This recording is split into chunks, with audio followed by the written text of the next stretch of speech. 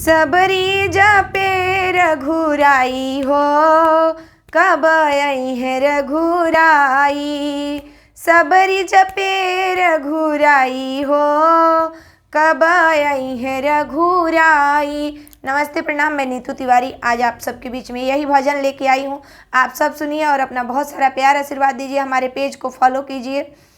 सबरी जपे रघुराई हो, कब आई है रघुराई। आई है रघुराई हो, आई है रघुराई। आई है रघुराई हो, आई है रघुराई। सबरी जपे रघुराई हो, कब आई है रघुराई।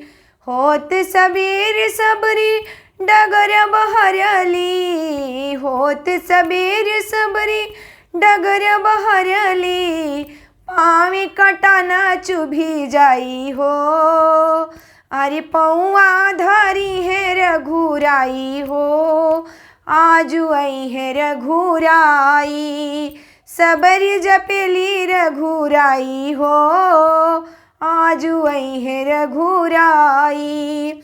आई है रघुराई हो, आई है रघुराई। आई है रघुराई हो, आई है रघुराई। सबरी जपे रघुराई हो, आजू आई है रघुराई। मीठी मीठी बैर सबरी थाल सजवली, मीठी मीठी बैर सबरी थाल सजवली। अरे भोगवा लगई है रघुराई हो, आजू आई है रघुराई। सबरी जपे रघुराई हो, आजू आई है रघुराई।